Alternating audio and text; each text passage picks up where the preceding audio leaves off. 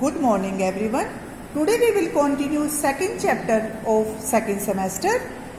The topic's name is failure of economic planning या आर्थिक नियोजन की असफलताएं कौन कौन सी थी। ठीक है, जो हमने पढ़ा है अभी तक उसमें ये पढ़ा है कि व्हाट इज़ 5 ईयर प्लान्स।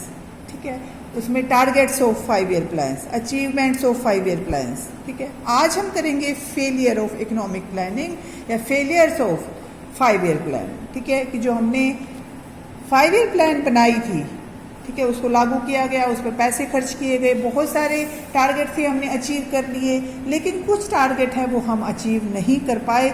वो क्या क्या था? First of all is no substantial increase in standard of living, कि जीवन स्तर में बहुत कम वृद्धि हुई है। देखो, अगर हम ओवरऑल बात करें तो जो स्टैंडर्ड ऑफ लिविंग है वो उसमें कम वृद्धि हुई है। अगर हम कुछ लोगों का देखें, ठीक है, देश के अगर 20-30% लोगों का देखें तो उनमें हम कह सकते हैं इनका जो जीवन स्तर है वो ऊंचा उठा है। लेकिन हम पूरे राष्ट्र की बात करते हैं, पूरे भारत की बात करते हैं, तो उसमें अभी भी बहुत सारे लोगों को अभी खाना भी नहीं मिलता है। बहुत सारे लोग ऐसे हैं, जैसे एक औसत व्यक्ति को स्वस्थ रहने के लिए 2508 कैलोरी प्रतिदिन चाहिए। ठीक है, एक स्वस्थ व्यक्ति के लिए 2508 कैलोरी चाहिए, लेकिन भारत में जो केवल 2400 कैलोरी भोजन ही प्राप्त हो पाता है। ये एवरेज है, ये जनरल जो है वो है, ये मतलब एक व्यक्ति की बात नहीं है। जो गरीब व्यक्ति हैं उनको अभी भी खाना नहीं मिल पाता है, और ये हमारी सबसे बड़ी फेलियर है। सेकंड है राइज इन प्राइसेस, मूल्यों में वृद्धि। हमें सबको पता है कि महंगाई है वो बहुत ज़्यादा बढ़ गई है। आप कोई भी चीज़ उठा लो, मार्केट में कपड़े हैं, सब्जी हैं, फ्रूट हैं, हर चीज़ का रेट है वो बढ़ रहा है। तो कीमत स्थिरता का लक्ष्य हर बार रखा जाता है कि जो प्राइस स्टेबिलिटी है वो होनी चाहिए, लेकिन इसको हम अभी तक अचीव नहीं कर पाए हैं। देखो, इसमें कीमत स्तर है वो पहली योजना में सिर्फ कम हुआ था। ठीक है, कीमत स्तर है वो सिर्फ पहली योजना में कम हुआ था, दूसरी योजना में 6.2% था, तीसरी में 5.7, चौथी योजना में 8.9, पांचवी में 6.3, छठी योजना में 9.3। इस तरह से जो प्राइजेस हैं वो बढ़ते ही जा रहे हैं, मूल्यों में वृद्धि होती ही जा रही है। फिर है इंक्रीज इन अनएम्प्लॉयमेंट, बेरोजगारी। अब देखो, जो हमारे सामने जो समस्या है वो है पॉपुलेशन की। पॉपुलेशन बहुत ज़्यादा है। इंक्रीज इन अनएम्प्लॉयमेंट, पहली पंचवर्षीय योजना के बाद 53 लाख लोग बेरोजगार थे। जब पहली पंचवर्षीय योजना समाप्त हुई, यानी कि 56 में वो कंप्लीट हो गई थी, तो सिर्फ 53 लाख जो पीपल हैं वो क्या थे? बेरोजगार थे। दूसरी योजना में यही 71 लाख हो गए, और 11वीं योजना में 4 करोड़ हो गए। ठीक है, तो इसलिए हम कहते हैं कि जब तक पॉपुलेशन पर कंट्रोल नहीं होगा तब तक बेरोजगारी भी कम नहीं हो सकती।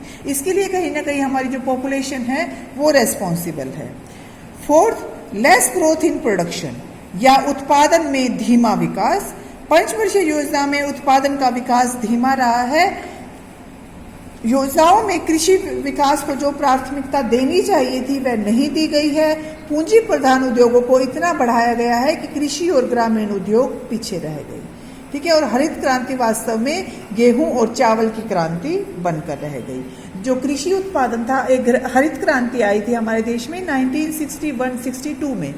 ठीक है, तो उसमें क्या था? मेन जो प्रोडक्शन बढ़ा था वो गेहूं और चावल का बढ़ा था, जबकि होना क्या चाहिए था कि सब चीज़ों का प्रोडक्शन है वो बढ़ना चाहिए था, और पूंजी प्रधान जो उद्योग है उसको ज़्यादा बढ़ावा दिया गया है, जिनमें ज़्यादा पूंजी लगती है। जबकि जो ग्रामीण उद्योग हैं, जो छोटे किसान हैं, जिनको ग्रामीण उद्योग पर जिनका परिवार चलता है, उनको ज़्यादा महत्व नहीं दिया गया। Fifth is इनएडिक्वेट development of infrastructure. Infrastructure का पहले से विकास हुआ है लेकिन बैलेंस्ड नहीं हुआ।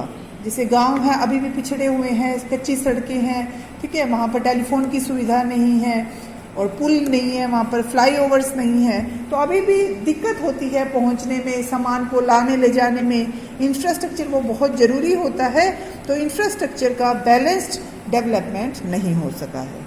फिर है inequality in distribution of income and wealth.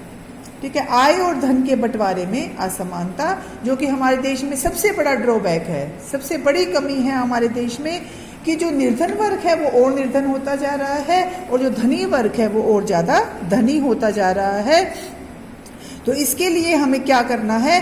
कि गवर्नमेंट को कुछ ऐसी पॉलिसी अपनानी चाहिए जिससे जो भी पॉलिसी वो अपनाए उससे अमीरों को ज़्यादा फ़ायदा ना हो, गरीबों को ज़्यादा फ़ायदा हो, उससे उनका जीवन स्तर ऊंचा उठे।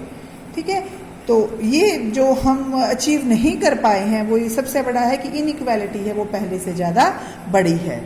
इनएफिशिएंट एडमिनिस्ट्रेशन, यूएनओ की एक टीम के अनुसार भारत की योजनाओं की मुख्य कमी है वो इम्प्लीमेंटेशन में है। ठीक है, टारगेट बहुत बड़े बड़े रखे जाते हैं, हम ये करेंगे वो करेंगे, लेकिन योजनाओं को सोच समझकर तैयार किया जाता है, लेकिन प्रशासन जो उसको तैयार करते हैं, जो उसको इम्प्लीमेंट करते हैं, वो अकुशल होते हैं, बेईमान होते हैं, उनमें निजी स्वार्थ होता है, जिसके कारण योजनाओं के लक्ष्य पूरे नहीं हो पाते।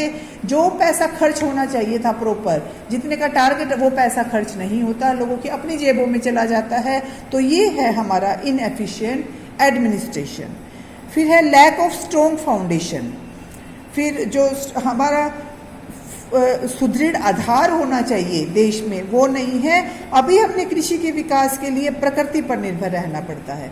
अब देखो गांव, ऐसे ऐसे भी गांव हैं हमारे देश में जिनके पास मीन्स ऑफ इरिगेशन नहीं है, सिंचाई के साधन नहीं है, उनको अभी भी वर्षा पर निर्भर रहना पड़ता है। अगर वर्षा होगी तो उनकी फसल अच्छी होगी, अगर वर्षा नहीं हुई तो उनकी फसल सूख जाएगी। तो अभी भी हमें प्रकृति पर निर्भर रहना पड़ रहा है। 1951 में गल्फ वार के साथ कारण सारी अर्थव्यवस्था अस्त व्यस्त हो गई थी। प्याज का उत्पादन कम होने के कारण 60 रुपये किलो तक प्याज की कीमत है वो बढ़ गई है। तो हमारे देश में जो एक बेस होना चाहिए हर चीज़ का वो नहीं हो पाया है अभी तक।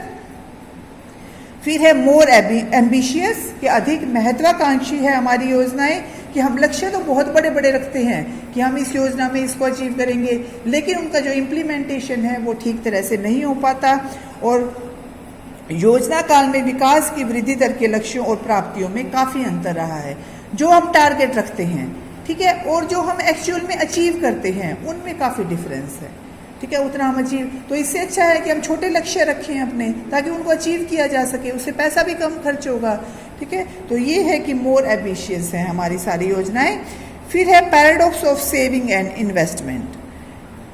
योजनाओं की अवधि में बचत और निवेश में काफ़ी वृद्धि हुई है। ठीक है, एक तरफ से हम ये कहते हैं कि बचत ज़्यादा करो, एक तरफ से हम ये कहते हैं कि बचत को अपने पास मत रखो, उसको निवेश करो। ठीक है, तो ये एक पैराडॉक्स है, एक विरोधाभास है कि हम कंफ्यूज हैं कि उसको बचत करें या उसको निवेश करें। निवेश का एक बड़ा भाग आधुनिक क्षेत्र की बजाय पुराने परंपरागत क्षेत्रों में लगाया जाता है, जहां पिछड़ी तकनीक और कम उत्पादकता होती है। बहुत कम उत्पादकता वहां पर पाई जाती है, पिछड़ी तकनीक का प्रयोग किया जाता है, और निवेश की दर के बढ़ने पर भी उत्पादन में वृद्धि नहीं हो पाती। ठीक है, हम बहुत सारा इन्वेस्टमेंट होता है, गवर्नमेंट भी करती है, निजी व्यक्ति भी करते हैं, लेकिन जो टारगेट हमें मिलना चाहिए था वो हमें अभी तक नहीं मिल पाया है। ये हमारी फेलियर्स ऑफ 5 ईयर प्लान्स है। ठीक है, ये चैप्टर कंप्लीट हो गया बेटा आपका, तो आपको ये अपनी नोट्स बना लेना और इसको लर्न कर लेना।